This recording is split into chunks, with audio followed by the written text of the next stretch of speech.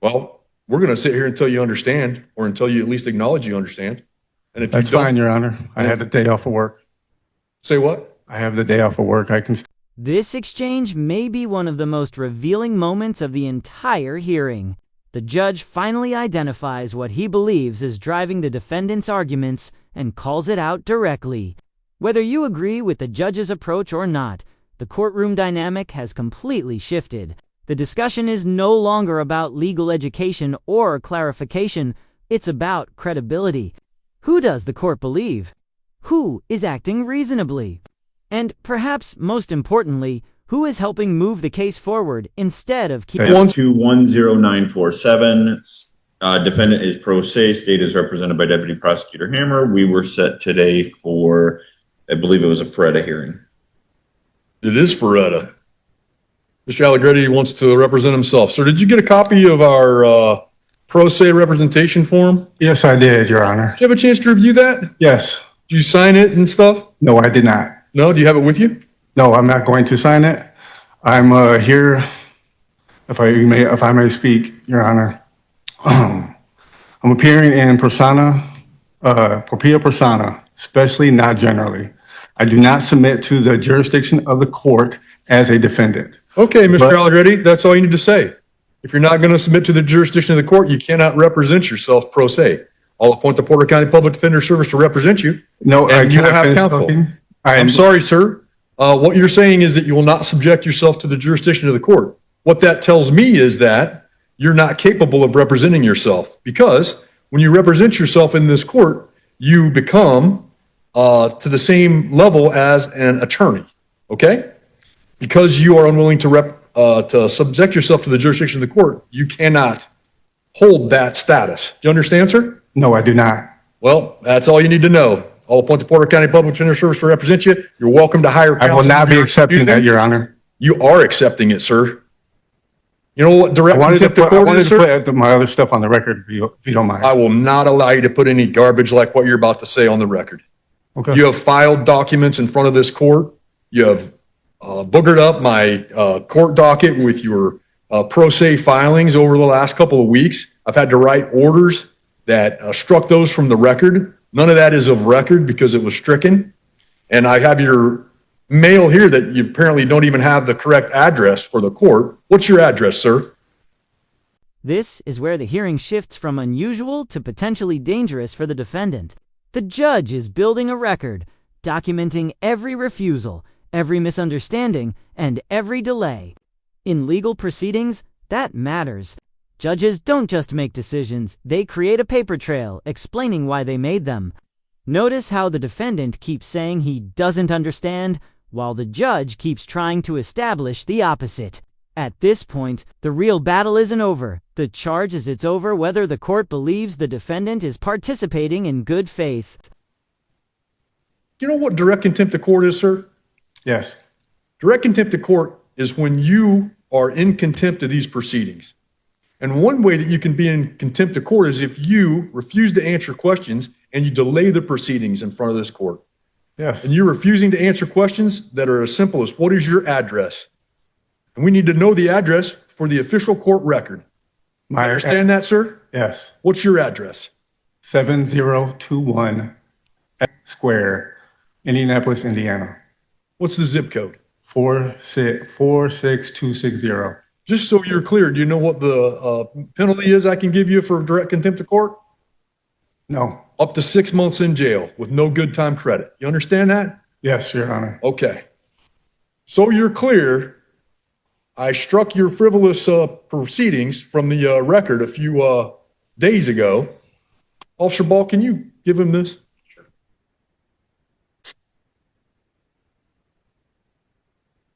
In that, I wanted to make sure that you were explicitly warned that, well, firstly, I'll consider this conduct during the Ferretta hearing as evidence of an inability or unwillingness to abide by the rules of procedure, which may result in the denial of your request to represent yourself, which I have already done. Okay, so I denied your request to represent yourself. I've appointed counsel for you. I do not understand those. What'd you say? I don't understand this proceeding, and I don't understand the charges. I'll get back to that in a minute. Okay. The second thing I notified you is that I may exercise my inherent authority to impose filing restrictions on you to prohibit you from filing any future pro se documents without prior judicial screening and approval. I've taken care of that because I've appointed counsel for you. And you're not allowed to do what's called hybrid representation. You're not allowed to also file things at the same time your lawyer's filing things because they're responsible for anything that would come to this court. Do you understand? So any motion I do that not they would understand. file. What did you not understand the words I used or what they mean? Everything. What's your level of education, sir? I had some college. Okay, so you graduated from high school? No, I did not have a GED. You have a GED? So you graduated from high school? You have a equivalency Yes. of a high school graduation? Yes. Okay.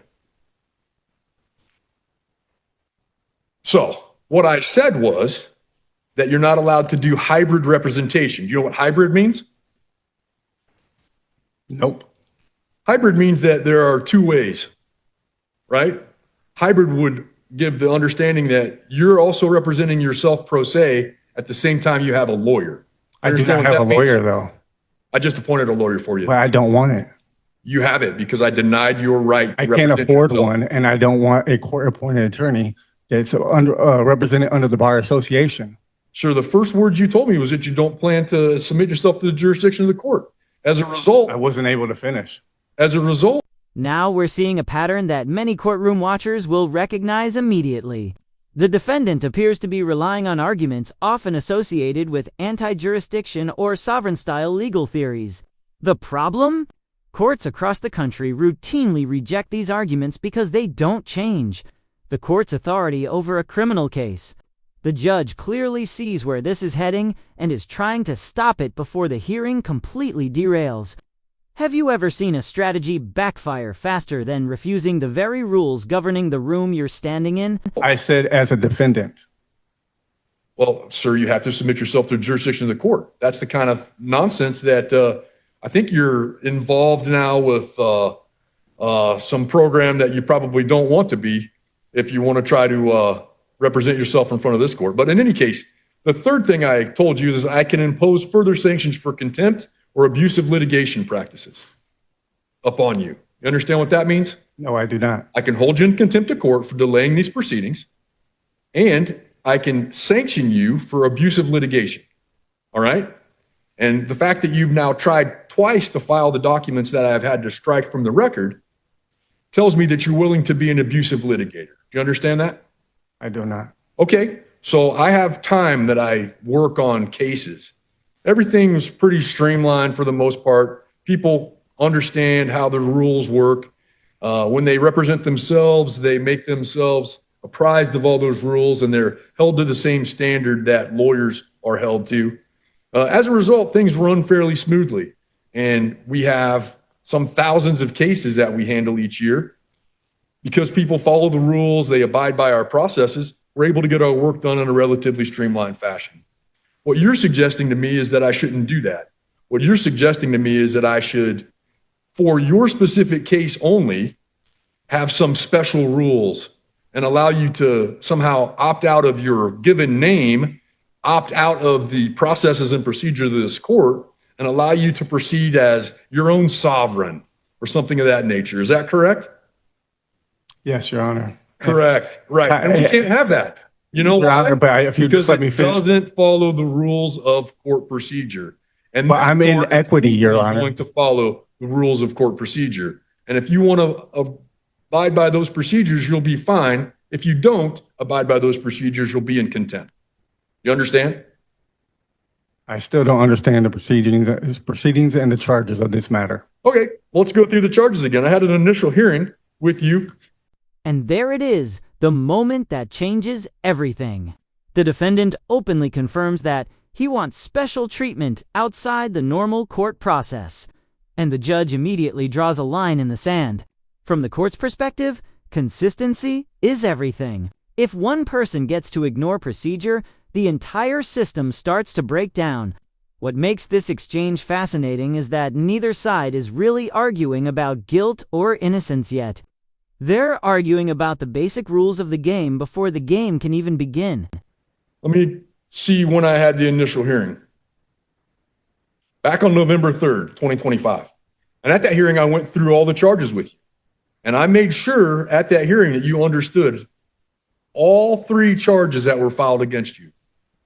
And you acknowledged each and every time I went through a charge that you understood both the charge that's alleged against you and the potential penalty for that charge. Do you not recall that hearing, sir? I recall the hearing, but I still don't understand the charges of the natures or the proceeding. Okay, sir. I just want to put that on the record. Well, we're going to sit here until you understand, or until you at least acknowledge you understand. And if That's you don't, fine, Your Honor. I had the day off of work. say what? I have the day off of work. I can stay. Okay. So count 1 says that you're charged with dealing cocaine.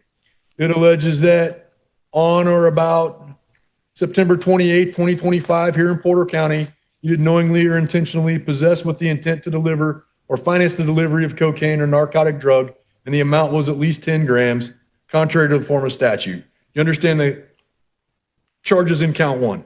No, I do not. What do you not understand, sir? The words I used or what they mean? What is the definition of understand in the law? Sir, you have to just acknowledge whether or not you understand. I don't understand, though. Which part do you not understand? I don't understand all of it. Okay, well, let me go through it again. Count 1 suggests that you dealt cocaine, a level 2 felony. You understand what a date would be, September 28th of 2025? I still don't understand. Sir, do you not understand what date would be, September 28th of 2025? I accept your date, but I don't understand the natures of these charges. Okay, sir, you're about this close to being held in contempt of court. You understand that? I understand, Your Honor. And if you're held in contempt, I'm going to put you in jail, sir. And I'm going to jail you. Why are until you tomorrow. forcing me to understand the charges? I'm not forcing you to, sir. I'm just If you're just going to give me an trying to attorney. go through the statutory and constitutional procedures required of me in this court. And that's for me to make sure.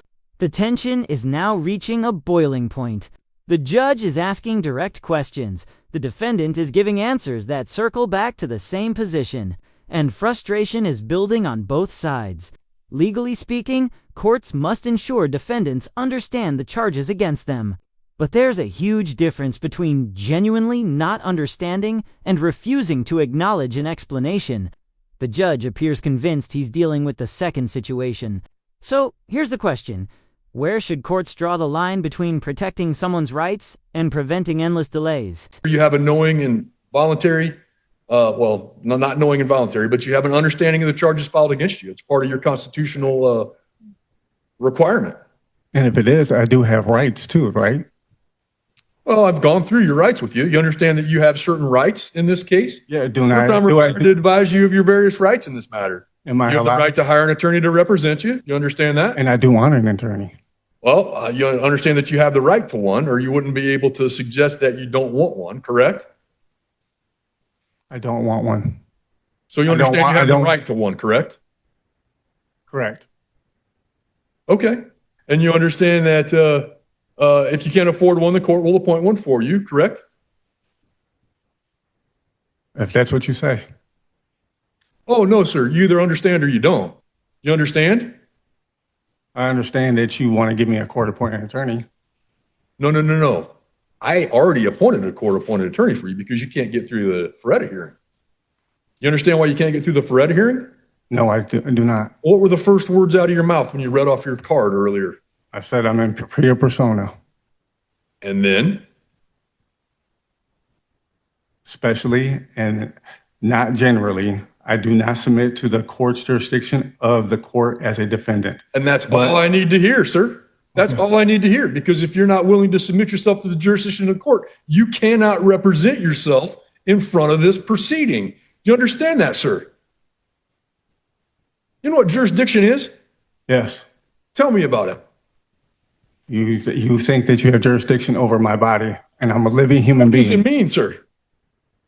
Are you here to practice court? I don't understand what this has to do with anything. I'm asking the questions, and I don't care whether you think you understand it or not.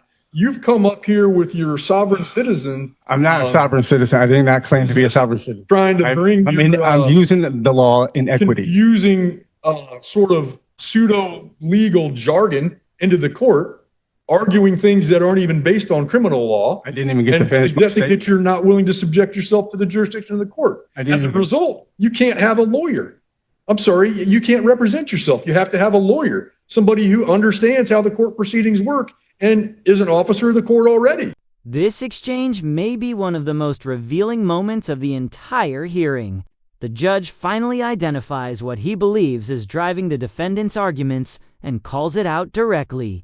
Whether you agree with the judge's approach or not, the courtroom dynamic has completely shifted. The discussion is no longer about legal education or clarification, it's about credibility. Who does the court believe? Who is acting reasonably? And perhaps most importantly, who is helping move the case forward instead of keeping it stuck in place? You understand that? No, I do not. Which part don't you understand, sir? Everything. I can't even state my statement. I want to just put my statement on record. What's your Why, statement? why is that so hard to? Because the first part of your statement, this is a Feretta hearing. I'm here for a Feretta hearing. I've already denied your Feretta rights based on the very first words that came out of your mouth, which was that you're not willing to subject yourself to the jurisdiction of the court. If you're not willing to subject yourself to the jurisdiction of the court, you're not capable of representing yourself, and you must have counsel. I said as a defendant, Your Honor. Sir, I don't care how you try to qualify it.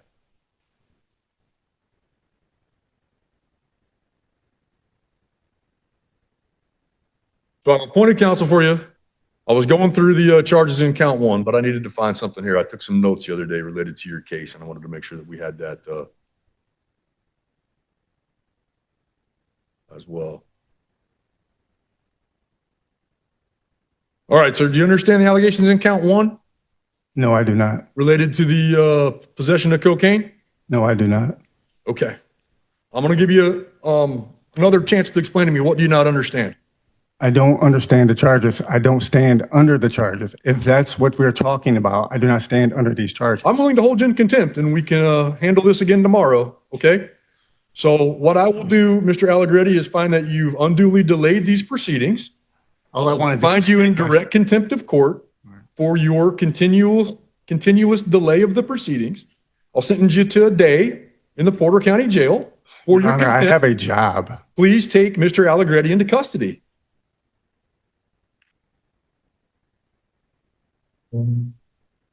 We'll try again tomorrow, sir.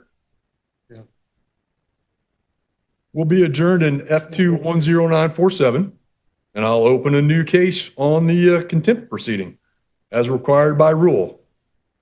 What a dramatic ending. After repeated warnings, repeated explanations, and repeated opportunities to cooperate, the judge finally pulls the trigger on a contempt finding. That means the punishment isn't for the original criminal allegations, it's for conduct during the hearing itself. Whether viewers see this as a necessary enforcement of courtroom order or an escalation that could have been avoided, one thing is certain, the hearing ended exactly where it was heading for several minutes. And now, the stakes have become even higher than when this proceeding began.